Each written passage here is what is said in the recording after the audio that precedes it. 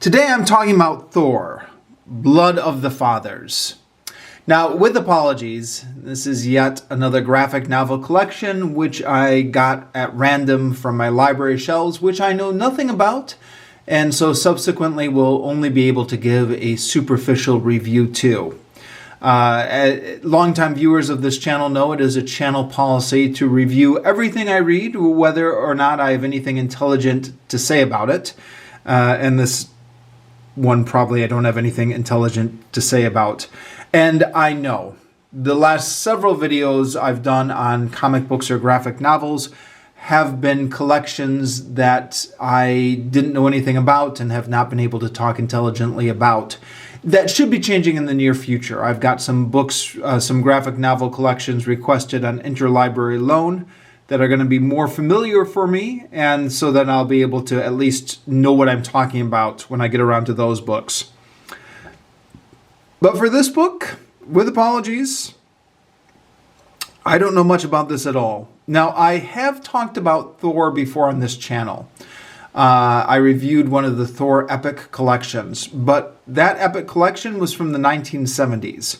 And since then, I have no idea what Thor has been up to. And this collection is, I believe, collecting comics that came out in 2023.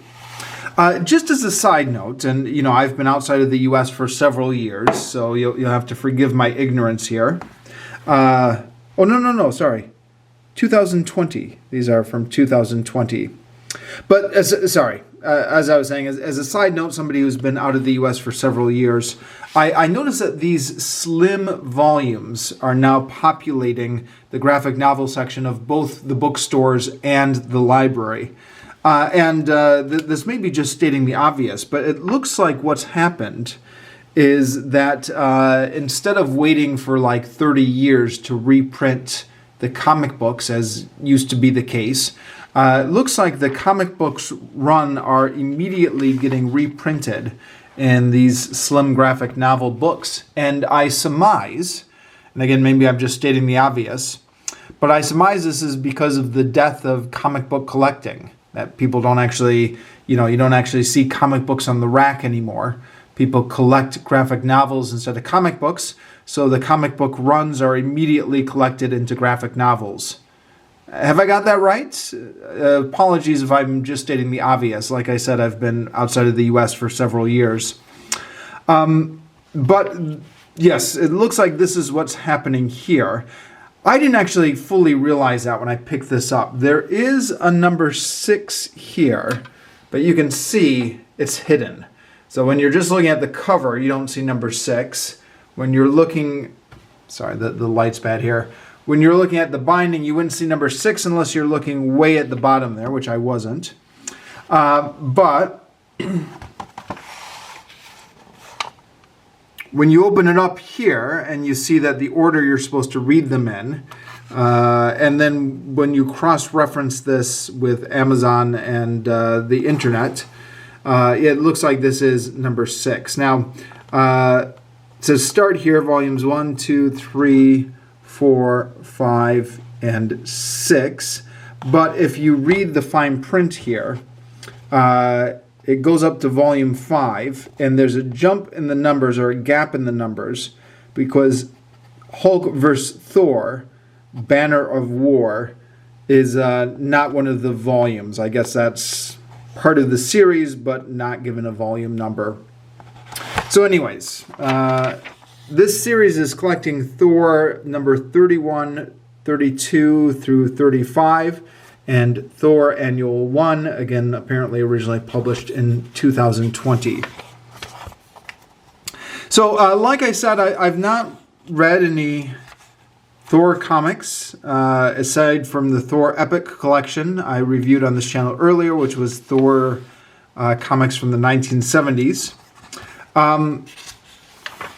But I am roughly familiar with the characters, even if I have no idea what the continuity is in 2020.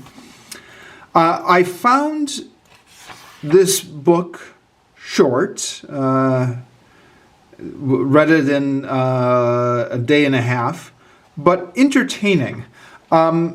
again, to state the obvious, the appealing thing about Thor is always that it mixes in the details from Norse mythology. So all the wonderful, weird details from Norse mythology. So here we have Thor on his chariot being pulled by two goats.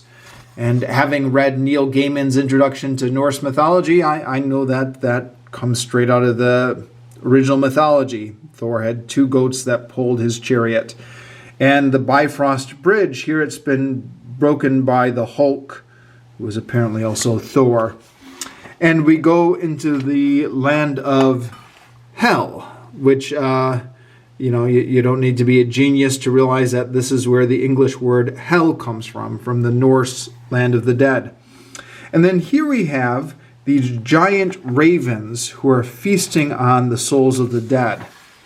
Now, I didn't bother to look this up, but I'm fairly sure that these ravens are not part of the original Norse mythology.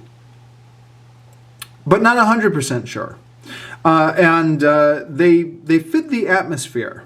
So she says, what are those things? And Thor says, Val Raven, ravens who fed on the flesh and souls of the fallen in the first battles. This was before nature was properly established. They grew big and unruly. Now, I think this is an invention from the comics. I'm not 100% sure, but it fits the atmosphere of this Norse mythological world. And these kind of atmospheric touches, along with this great artwork, really make this a world I had fun getting immersed in. And a story I had fun getting immersed in. Now, the story didn't make a lot of sense to me. There was a lot of stuff going on. So Dr. Doom has the souls of the dead for some reason. He's imprisoned Helena, the goddess of hell, for some reason. Is her name Helena? Or is her name just Hel? I'm sorry, I forget her name. Thor's sister is time traveling. And then Thanos is involved. And somehow the baby goddess of the dead ends up showing up. And for much of this, I'm able to follow the actions on the panels. I'm able to get absorbed in the settings and kind of enjoy the great pictures and the great settings here. And was able to...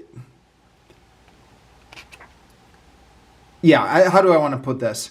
I was able to follow the episodes in the story, even if I was confused at what the larger plot was going on. And I assume this was just because I had showed up at book number 6 or 7 of a series, which I should have started with at book 1. And like I've said before on this channel, this reminds me of my days in the 90s in the comic book shop, when I was first picking up comics for the first time and had no idea of what the ongoing stories were. And you just were lost for a certain amount of time before you figured out the plot lines, and that was all part of the fun. So I am willing to give this book somewhat the benefit of the doubt and assume that if I had read it from book 1, it would all make sense. But then after I finished this book, I went to Goodreads to read the reviews everybody else had been giving to it. And everyone was complaining that apparently this volume had bungled all the plot threads which had been set up in the previous volumes. So according to what seems to be the general consensus on Goodreads, the general story arc of this series had been going relatively well through the initial volumes, but then just completely got bungled here with a bunch of plot lines being dropped, stuff not making sense, and plot threads not being wrapped up in this series. So I guess that makes me feel a little bit better. I'm not the only one who had a hard time figuring out what was going on here. Even though I did largely enjoy reading this, despite not being able to piece together all the pieces. And then we get to Thor Annual, which also completely does not make sense to me. And there's some sort of event where nobody has their memory. Oh, here we go. Annual 1. And Thor is fighting MODOK, who's given himself the name Mythos. And he runs into Peter Parker, who is not Spider-Man. And Peter Parker has no idea who Thor is here.